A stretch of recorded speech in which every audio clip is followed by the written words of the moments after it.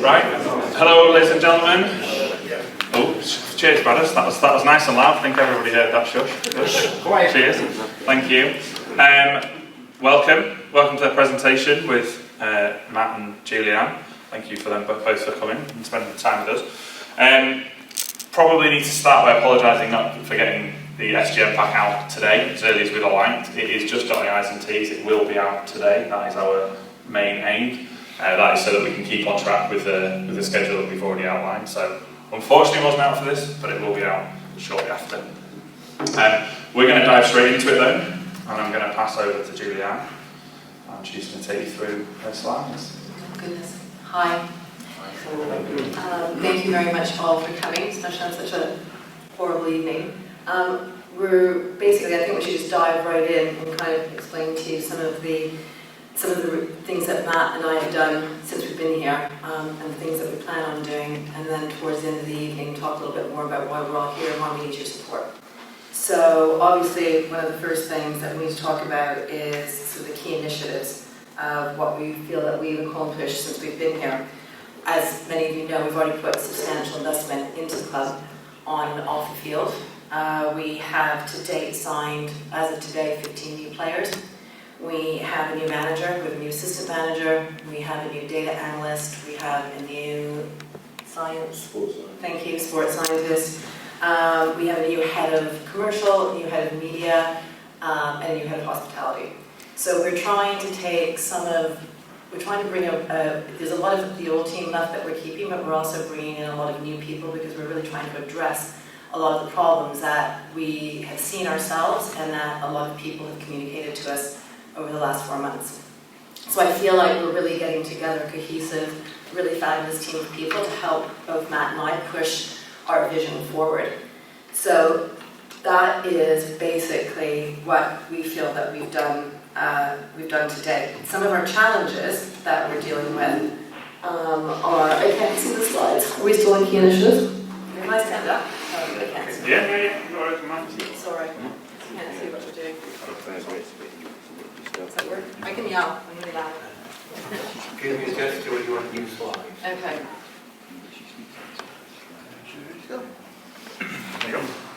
Thank you. Oh my god, that's much better. Okay, so we've kind of already gone through that, except I forgot the purchase stats bomb.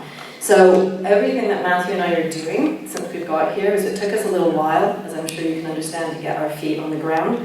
We inherited a lot of different issues. We also inherited a lot of really good things. So it's taken us 4 months to have a really clear vision of exactly where we want to go, and we both strongly believe that's exactly where we're headed, and we both strongly believe we're going to achieve it. I think by having the new manager, by having all the new coaching staff around us, by having signed some amazing new players, by having an amazing team behind the operations, I have absolutely no fear whatsoever that we're 100% that York City Football Club is nowhere but on the up. So those are our key initiatives. Next, please, Andrew. Seth's still name's Andrew, by the way, gentlemen and ladies. Key initiatives to securing YCFC success, opportunities to increase revenues. So obviously, we're spending a lot of money right now, and we obviously need to make a lot more money to keep it going. So we need to increase our ticket sales. We want to do that with the uplift in attendance. We want to win games to get the uplift in attendance. Hence, we're spending a lot of money on players, coaching, data, science, and anything to increase performance and put money back into our assets, which are obviously our players. Opportunities in sponsorship and advertising. We are working really hard to rebuild some broken relationships. I think we've been really successful at doing that so far. And we've got lots of opportunities ahead of us. Matt and head of commercial within Sparks are going out to meet many, many new sponsors that are opening their doors to talk to us and are excited to get back involved with York City Football Club. So sponsorship is a huge one for us. Merchandising. That, again, we've got a new head of retail, and we've already seen our merchandising sales double just in 3 months since, I think, the whole year, all of last year's sales. Is that right? Close. Okay, so merchandising seems to be doing really well. Food and beverage, massive nightmare when we got here. It's still a bit of a nightmare. But we're working on it. We've got CGC is working really, really hard with us hand in hand to try and fix the issues. That's the catering company They put in 4 new tills, they're putting in more tills.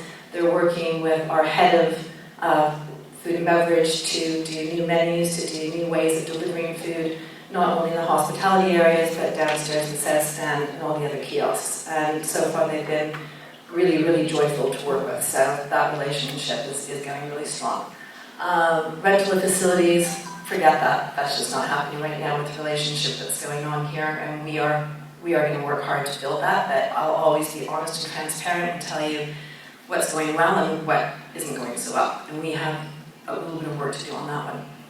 Training of players, that's going to be over to Matthew, Neil, and Darren Kelly. So I'm assuming Matthew can talk about that if there's any questions about that later, or on November 28th at the question and answers evening. We've already got, everybody knows, we've hired a new general manager, Darren Kelly, new head of commercials, Lynn Sparks, new head of hospitality is Tracy Fork-Beck and Lorraine, and the new head of media is Kai. So we have this, as I said, this amazing cohesive team that are working extremely well together, and I feel like every day we're growing together further and further, and we're accomplishing the things that we need to accomplish to be successful, not just on the pitch, but behind the pitch as well. Okay. Oh, we are in conversation to renegotiate the ticketing, as I don't know if any of you experienced the ticketing nightmare last night, but we are working hard with SMC behind the scenes to try and get that sorted out. So any of the issues that you guys see going on, don't think for a nanosecond that we're not aware of them and we are not really, really working to fix them, because I can guarantee you we are. Okay, next slide, please. Key initiatives for securing YCF's success, investment in players. So since we've had Neil Ardley come and join us, he's very much on the same page as Matthew and myself in prioritizing players' health and performance. He's introducing state-of-the-art nutrition, physiotherapy. He's equipping our team with top-notch physiotherapy resources. We've just put in a brand new gym up at the training ground. I don't know if any of you have been up to the training ground, but it needs a lot of work. It's very old and not extremely fit for purpose, but that's our next big job. I think we're also putting money into, we've already put money into gym equipment and monitoring equipment and science, and all of the football stuff is going to have to be redirected to Matthew, not my forte. Next. Key initiatives for securing YCFC investment in training facilities. So again, I just touched on this. We're trying to put a lot of investment right now into upgrading training facilities. We want to make our players obviously unbelievably strong and fit, and the training ground is very, very, very tired. So we are dealing right now with the planners, the City Council, to get permission to take down the existing training facilities that are there and put in brand new facilities, which is physio room, brand new state-of-the-art canteen, manager's office, change room, showers, just to do everything. Because I don't know if any of you have been down there, but you should go down and take a look, because it definitely isn't really fit for purpose at this stage. So that's our next big job.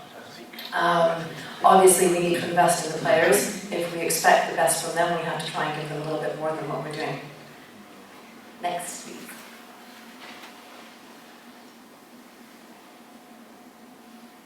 Yes, big one for us. We really want to try and reestablish our relationship with the foundation.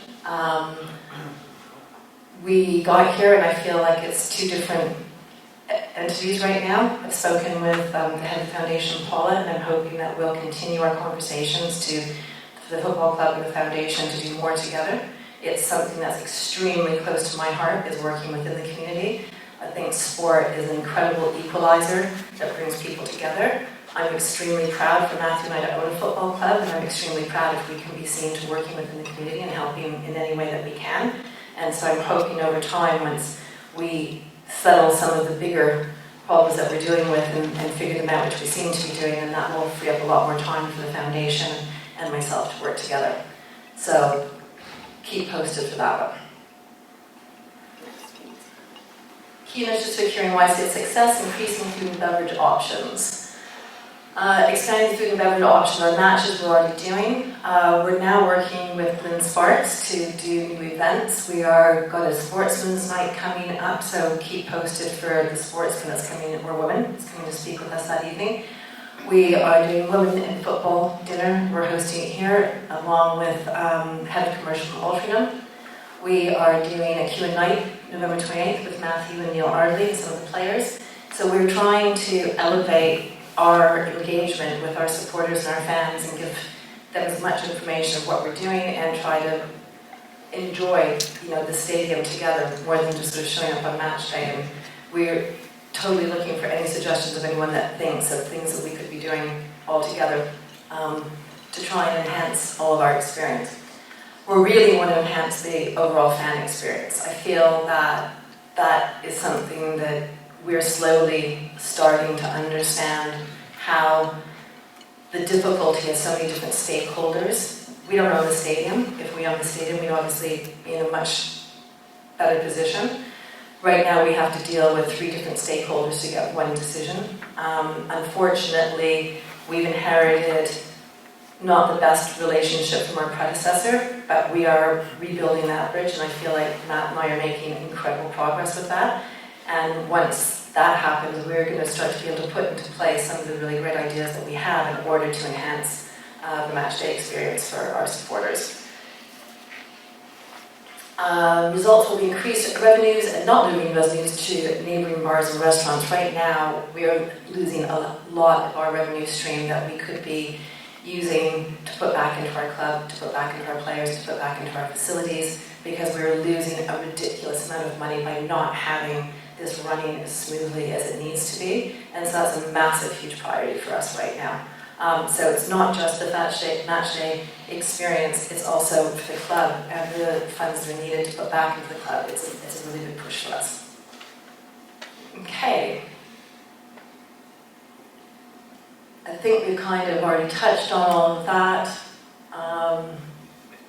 So basically, our commitment to securing the success of York City Football Club, hopefully, by now, you'll all know that it has been unbelievably unwavering by both Matthew and I. I don't think we just stand and we talk the talk. I think Matt and I both are working extremely hard to try and make York City a success. We absolutely love this football club. We love York City, and we are determined to make this successful. To date, we've already invested, and I'd like to reiterate the word, because I think it's really important for everybody to know. We've invested £2.5 million. We haven't loaned the club £2.5 million, we've invested £2.5 million. That's how much we believe in York City Football Club. We need to invest more to be able to do that, to keep going. And we are doing it because we are honestly 100% committed to this club. That's why we're here. That's why we're speaking with you tonight, to talk to you about our plans, our strategy, our vision, and most importantly, our commitment. So, we have proposed to acquire an additional 24% equity from the Supporters Trust. I guess I could come up with a whole bunch of reasons and say to you, why we want the 24%, but I'm just going to be, the one thing you'll always find with us is we're extremely honest and transparent. There's no assets in this club like when Jason McGill was here. We don't say that we're going to do things that we can't do. We'll do what we say that we can do. But we're also funding 100% of everything that is going into York City right now. And I feel that in order for us to feel super comfortable to continue to do that, I think it's like any business. Nobody wants to own 51% of something and fund 100% of it. It also allows Matt and I, and gives us the ability to bring in some minority stakeholders that we really feel will help push the club forward in all kinds of areas. There has to be there has to be a goal for people to want to be able to do that and to come in to commit to us. So we need the 24% to be able to do that as well. So, that's basically me being as transparent and as honest as we will always try to be. We feel like we have made unbelievable strides. We feel like we're really going places. We want to continue to do that. We need to do it with the help of the Supporters Trust. Right now, I think we have an amazing relationship with the Supporters Trust. I love working with Seth and with James, and Other James Daniels, they have been invaluable in giving me advice and suggestions, and I'm looking forward to strengthening those relationships. So I think that's kind of really about all I can say. Questions, I guess? Sorry, Seth? We were just quick, as we didn't get the information back out in time, I was briefly going to cover a broad summary of the deal, just so that everybody knows what we're actually talking about, because I'm sure otherwise this would be the first questions anyway. So the proposal is that we will be selling Julianne our 24% of the club for a consideration of 112,000.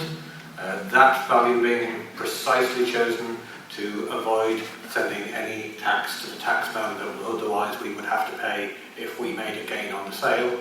There doesn't seem any point that money going to HMRC versus into the club. YCFC is the priority, not HMRC. As part of this deal, Matt and Julianne have agreed to a lot of improvements in terms of the protections in the articles. A lot of the things that are being talked about as part of the Crouch report and the football regulation white paper that has been in news recently, we're actually adding to our articles at this point, so that the club, the Supporters Trust, and you all through it have the right to veto any changes in the name or the badge or the logo. John Batchelor would not be possible again with this. And as well, Not changing the name of the logo, by the way. Julianne doesn't want to. It'd be financially ridiculous, but I think it's good to enshrine that in the articles. We're also improving some of the protections around the pre-emption clauses. We are slightly updating the pre-emption clauses, which, if many of you remember, are what allowed us to buy the club back from Jason when he wanted to sell. We are keeping those because they're a crucial part of us being able to control the destiny of the football club. At the point where there is a new owner, we need to have a hand or control over who that new owner is. But on the flip side, it would be extremely unrealistic to expect Julianne and Matt, if they wanted to sell, to have to sell the club back to us for £350,000, which is the price that's currently enshrined in the current articles. There's no point investing to grow the club if we can buy it back for a pittance, so we are changing that provision to a market valuation by an independent valuer that they will pay for. Just as an aside, so far, Seth, we seem to be paying for everything. You want to pick that up anytime, you can go right ahead. Actually, John, he's a lawyer here. He's going to actually do it for me. The last part of the improvements is we're entering an improved partnership agreement that kind of defines how we're going to run the club together, how the board will operate, and things like that. And additionally, as part of that agreement, the Booth and Crescent Memorial Garden, once that is completed and Persimmon passes it to the club, that will be passing to the trust for us to be the guardians of that for eternity. That's kind of the whistle-stop tour. We will get the full information pack out later today with all of the great, much better, more detailed explanations Jim has made. We can obviously cover any questions on it, but that's a starting point. Time for questions. My question is, why 75%? Why not 74%? Really good question, actually. Probably because 75% is what, when I first started talking with the Supporters Trust, when they approached Matthew and I to buy the club, was the number that was just always what was presented. And I'm assuming, Seth, that must be from previous articles. Yeah, I think having gone through previous owners who wanted 75%, we were clear in explanation to Julianne that going beyond 75% would present a challenge. It's a much harder sell, having was one said no to Jason. No, thankfully, that was Julianne, I know Jason. But 75% has kind of always been the core part. I think also it's with the way the club's shares are split into A shares and B shares. The trust will continue to hold all of the A shares, which are the ones that give us a lot of the specific protections around the club. Okay, who was next? Someone else had hand up? I'm sure there was one. Yeah. Over here, go at the back. Cheers. Thanks for the information you've gone through so far. I'm James, by the way. My question is actually probably more trust orientated. First of all, thanks Seth and the new board, or the enhanced board, for all the work you've put into this as well. I think my question is more related to the perceptions though. So last year when the club was looking like it had no money, we did quite a lot of campaigning as a trust, led by you guys, specifically the Boost the Budget campaign and others, to bring money into the club. I think there's a perception now that thankfully our new owners have got money, we don't need to do that anymore. As Julianne pointed out, That's the wrong perception. a lot of the money has been put in by them, and I know that what we put in is probably essentially insignificant, but I think it's quite a positive gesture if we can continue those campaigns. Certainly, and that's definitely a priority for the future. And obviously in the last few months we've had to decide where to focus our efforts as a trust board, and that focus has been building this relationship, working with Matt and Julianne to figure how the club can run successfully, what are our respective parts in that. We will be turning our hand to more fundraising. We have a Yorkie on board. We actually just had that conversation just before the meeting this evening. Interestingly, Steve came and talked to Matthew and I and just came out with some, I thought, absolutely brilliant ideas how we can work together with the trust to raise very much needed funds. The perception that we're putting everything in is we are, and it's because we believe in the club so much that we want it to grow as quickly as it can. But my understanding is that the Supporters Trust believes in it as much as we do. So in that capacity, we should be working hand in hand to work together to grow our club together as much as we possibly can. And I'm sure Yorkie will be overjoyed to hear he has a volunteer.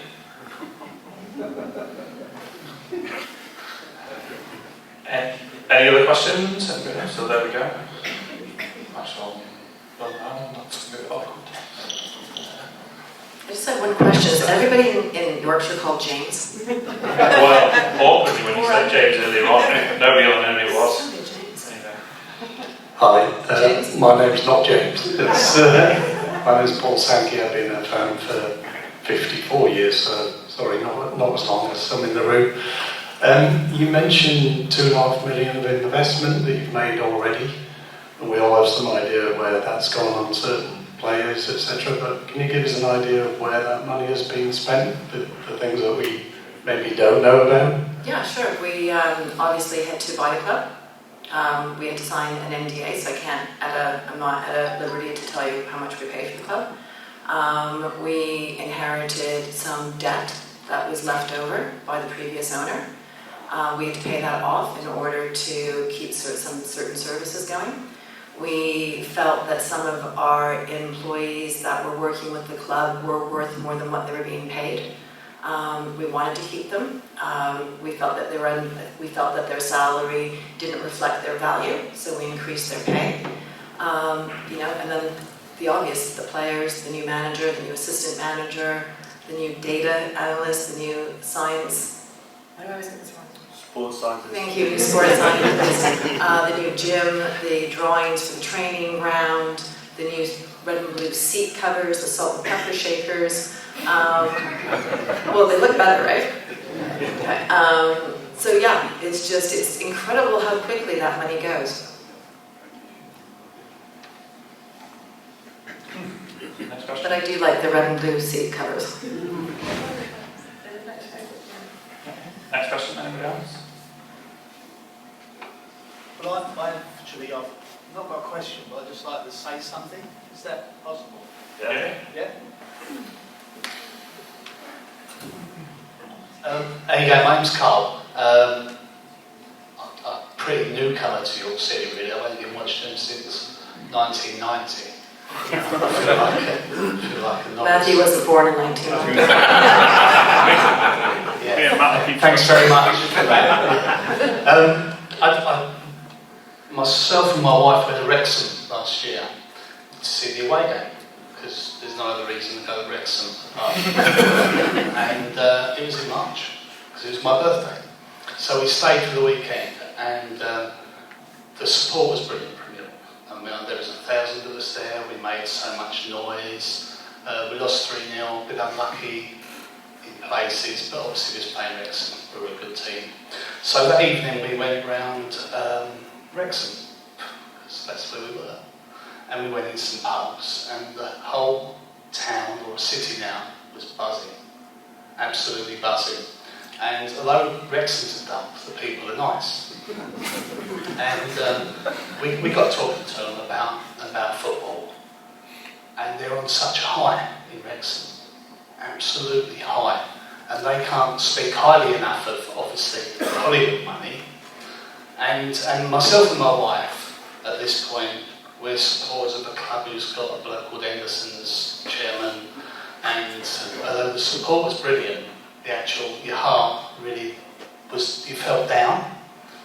And I just want to say, since you two have come, we've got that buzz ourselves in this city and with this club, and it's a really nice feeling to see what we're going to do next. And we can actually see things are getting better, from the shop to the facilities. And just from me, I'd like to say thank you.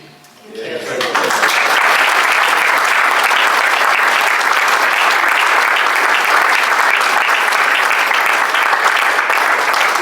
If I'm being really honest, you really have to thank my son, because I will never forget the afternoon he came home and he said, "Mum, you look really good." And I thought, when you and he said, "Mum, I've got a really, really great idea." And he brought me this idea. And I have to tell you, from the bottom of my heart, I'm absolutely thrilled that he did.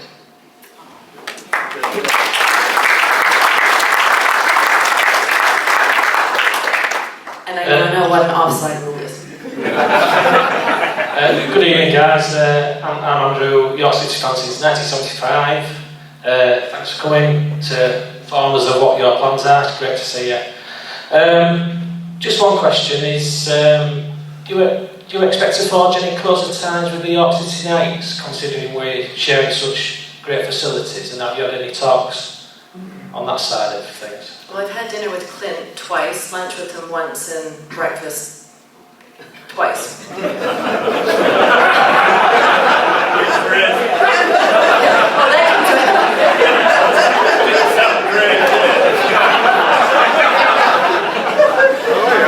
Don't tell my other half. Yeah, we're trying to. Clint and I are very much on the same page to work as closely as we can together. You know, the two great sports teams in a great city with a fabulous stadium. We'd be really silly not to. So we're definitely in constant conversation. I just met with him yesterday, as a matter of fact. He's gone off to Australia for a week, and we're meeting him again when I get back, because I'm leaving next week. So we're definitely collaborating. We're coming up with ideas to work together. We're very different fans. We have different expectations of what their fans want, but we're trying to find ways to work together, mainly within the community right now. It's just an ongoing conversation, but our relationship with the Knights is extremely positive. Hi, Steve. I've been a City fan since I was about a year high. Hi, Steve. So for me, this is a no-brainer. You own a business, you want to minimise your loss. Totally understand that. One of the points that you made early on, Julianne, was growing the support base. Sorry? Growing the support base. Yes. How do you intend to do that other than through winning games? Have you got a strategy to go out and look at schools and then more with the foundation and work through that way to bring lifelong City fans through? Bearing in mind, I'm guessing, and you're not going to tell me, but you're guessing your business plan for this is in 5-10 year plus pieces. It's not in 12 or 24 months. So you've got quite a long cycle to build that support. I mean, as I said earlier, I've only had the opportunity to have one conversation with Paula that heads up the foundation. I saw the foundation Paula's schedule today of the schools that the foundation is going out to alongside with some of the York City Football Club players. I mean, I have to say, the foundation seems to have that incredibly well covered. So I don't think we're going to at any point try and reinvent the wheel, and especially a foundation that seems to be running extremely successfully. What my hope is that we can work closer together as more of a collaborative joint entity. But as Seth said, it's taken time to get our feet on the ground, and unfortunately there's been some priorities that we've had to put our attention to, because we've had to put our attention to that. And now that we've gotten to a much stronger position, those are the types of areas that we really want to go out and engage with a lot more. And not just the schools, but also businesses. I know that you very kindly sponsored the match last night, I believe, didn't you? So it's businesses like yourself that we want to get back out into the community, and we want to meet some of the stakeholders of York City and try and convince them to come back, as there's been some fractured relationships, and Matthew and I are very much on the page to rebuild those. So, obviously winning games is a no-brainer to get a bigger attendance, but I also think having people come back and trust York City Football Club again is a big gain for us. So that's basically the path that Matt and I are on, to rebuild relationships, get ourselves get back out to the community, meet more people, and show them that we're here for the long run and we're here for the right reasons, and then hopefully they'll find that passion to come back and to continue to support not only us, but more importantly to support York City Football Club.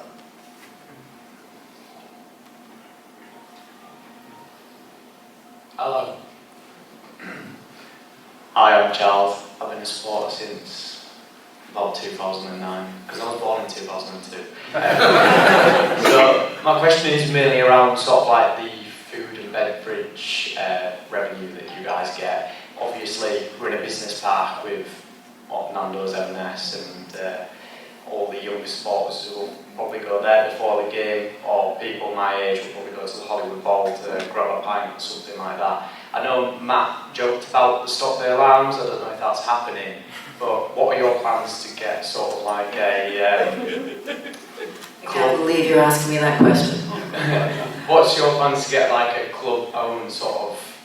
I think we're really keen on it. I think the confessional was one we really looked at and really wanted to pursue, because it's set up perfectly just to kind of take the keys and go in and spruce up a little bit, but good to go. But obviously when we went to do that, I think there's like a tea shop going in there now, which is a bit... Yeah. Charlie, you'll be in a tea shop on Saturday morning, mate. So that one was perfect. Then we've obviously looked at a lot of other units around the place, but the problem that we have is either they're either too big, too small, or you're literally getting a room where you're going to have to completely refurb it. I think we need to kind of bide our time and wait for something like the confessional to come back up again, and I don't pray on anyone's downfall, but I hope the tea shop fails. And then we'll be there to speak. But I think it's crucial. It's like, why are we giving Hollywood? I mean, also, who wants to go to a Hollywood Bowl? But on top of that, it'd be great for that to be coming into the club, and not just. And the thing is, we wouldn't even have to open it just for the football. We could open it for games with the nights and things like that. So I think it is definitely on our list. I can't give you a timeline, but please don't go to the tea shop.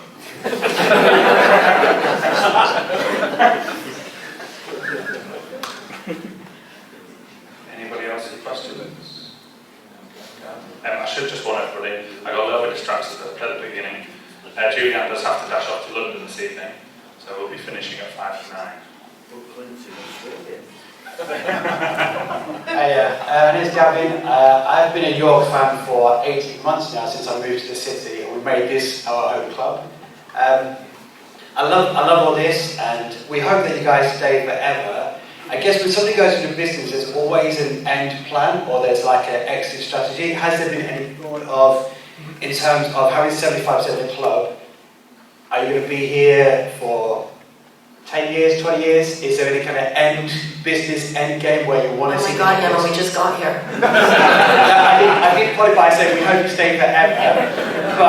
But you know, people do go into a business saying, here's our money, we want to get to a certain point to make it worth it and that kind of stuff. Like, what is the end game? You know, listen, we've got to run it like it's a business because it has to be sustainable.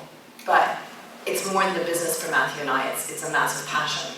So I don't think it's like a normal business where you can put a 5-year business plan on it at all. I think, you know, we're going to run it in order for it to be a successful business. And I mean, the end game, if you want a true end game, would be to hopefully get it to a place where it's so sustainable that if anything was to happen to Matthew and I, that York City Football Club would be just fine.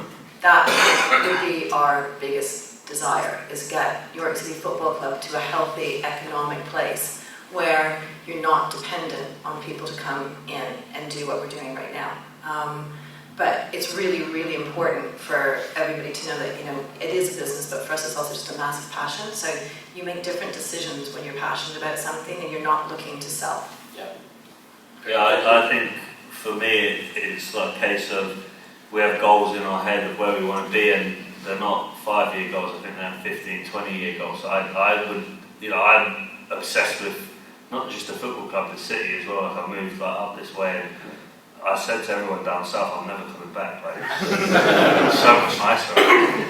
But I think because we love the club, and one of the things that we would have to consider is if there was someone better suited to take it forward, then, you know, we'd have to consider just stepping away. So, you know, if that was the case, and we don't want to be the ones holding the club back right now, I think we're people that can really take this club forward. But there might come a day where we're in, you know, hopefully a much higher division, and we probably can't sustain this, and you might get a nice shake or something come over. So there you go. Well, better than an oligarch. I've got a microphone, but we should point out as well that if we do get up to that level, they have committed to not entering the European Super League in the article. Clarification. Hi, Julianne and Matt. I'm another Matt as well. Like Gavin just said, I'm a relative newcomer as well, so probably don't bear the scars of most of the people here. I've only been here for about 18 months myself. Do you envisage a situation in the future where you own the ground, or change relationships with what we have at the moment, going forward long term? I mean, like in an ideal world, would we love to be able to own this stadium? 100%. But it's a lot more complicated, and we're still, I mean, that's a really, really difficult question to answer, because this stadium is owned by a council. It's not owned by another business that you can go in and negotiate and start to talk with, and it's also not a business that's just the stadium. It's a business that is a business park with restaurants and Marks and Spencer's and parking lots, and I mean it's a big machine. So it's a really, really tough question to answer 4 months into being here. If the stadium became available that was within York City Centre, you know, would it be out of the question for us to look at that? Absolutely not, but you know, that's not very realistic right now. You know, would we love to own our own stadium? Absolutely, but Matt and I were very aware of what we were getting, well, we thought we were very aware of what we were getting into when we went into the relationship of working with a council-owned stadium. So I'm not at liberty to say too much about that right now, but you know, maybe one day.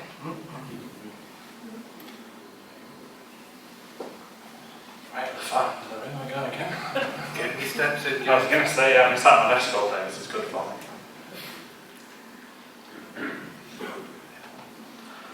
Thanks, Jim. I did it on purpose. Yeah. Thanks for everything you've said this evening. It's been fantastic to hear what you've got to say about the future. I'd just like to say to you that York City Council have a habit of offloading their assets, either knocking them down or selling them at some point because they don't want to manage them anymore. It's too expensive, so sticking there. Will you let me know if you get any inside information and if it's a distress sale coming. I'm Uggla at York City Football Club. You've obviously just spoke about the stadium. I think, and by the way, I'm saying this as a supporter, not as a trust band member. I think the biggest frustration that York City fans as a whole have at the moment could be collectively badged together under the stadium management company. Obviously, recently we've divested that from the football club, which of course we as a board proactively supported. Can you just maybe talk us through what the current relationship is between the club and the SMC after that decision, and what your thoughts are on that moving forward with regards to improving overall experience? I mean, when we got here, Matt and I met with everybody, and we had, we had a really honest conversation. We're not Jason McGill, and we're not Glenn Henderson, and I don't know the men from a hole in the wall. I have no idea what their issues were with SMC. SMC has their side of the story, and I'm sure those two gentlemen have their side of the story. Matthew and I wanted a clean slate, and we wanted a positive beginning, because it's very evident that we have to work with them as stakeholders. They have a lot of control over what we can and cannot do in the stadium. So I have endeavored to work very closely with SMC to create a positive relationship. I feel like Matthew and I both have a positive relationship with the club. With SMC. I feel that Darren Kelly, our new sort of general manager, CEO, former York City player, he seems to have an excellent relationship with SMC.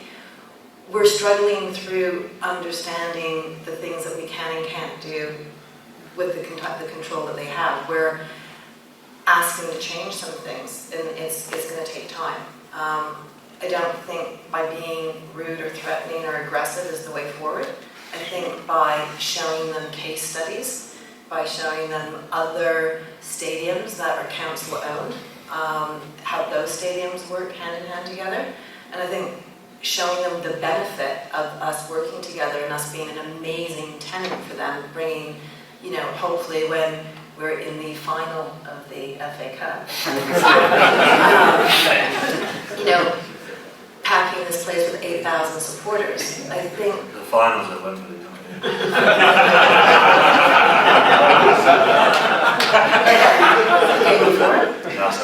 Okay, whatever. Hardly pull 6,500 people this weekend. What I'm hoping is by showing them that gaining a lot more support and increasing our attendance, we are a very valuable commodity that they need to work with us. That's the end goal. And I think you need to do it strategically. I think you need to do it smartly. And I think you need to understand that some things are going to take time. They don't seem to have a very trusting relationship of the football club. That seems to come before us.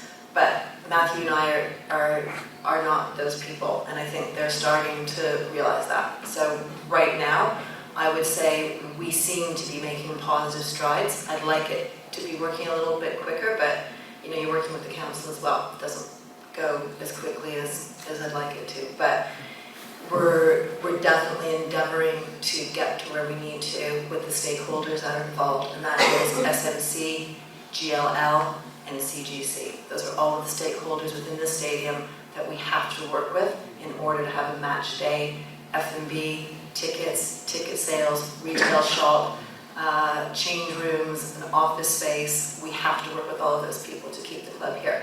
Unless the gentleman in the back can find me a stadium, or this is going to go under. So, but it's early days, but we're really trying our very best to make it work with them.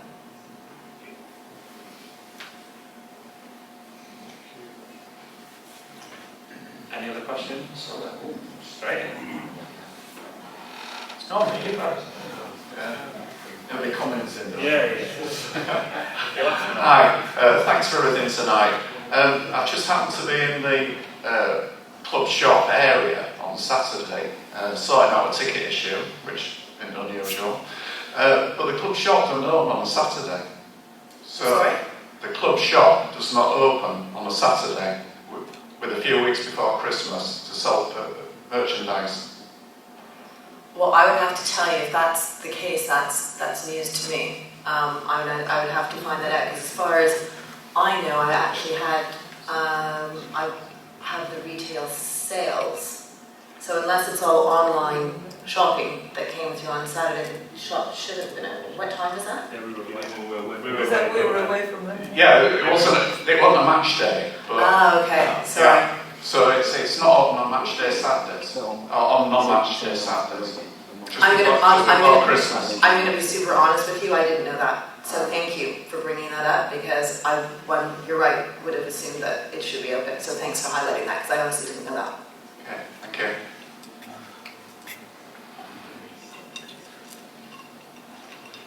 Anybody? No? In that case, we'll wrap it up. Unless Seth, you have any final comments? You got away with all the questions this evening. No, I had one. Yeah, Fundraising. Thanks all for coming. We will get you the information pack on the SGM out this evening. It will explain all the details about how to attend the SGM, how to stream the SGM. We know what the technical issue is that's blocking the streaming tonight. That will not be a factor when it comes to streaming the SGM on November the 30th. There will also be information there about the voting mechanism. Please, if you're a Life member and you haven't recently told us your email address and you don't know for sure that we have your email address, please let us know because that's a crucial part. I'm a Life member. Yeah, I've got your email address. So, can I vote? Yeah. Sweet. Wait, how come I'm not a member? You should be. I'm a member. I definitely did. Yeah. I think you conned me a little bit. No, it was in the partnership. Yeah, but you said it was a quid. Well, you didn't tell me that bit. You said 100 quid for a lifetime membership, then it was a quid for a year. I found out, and it's like I'm not living for another 100 years. You just said you got no mouth to say. Such is life. Thanks all for coming. We hope to see you all for the SGM or online. Please use your vote. The trust is only as strong as our members voted. Thank you. Thank you.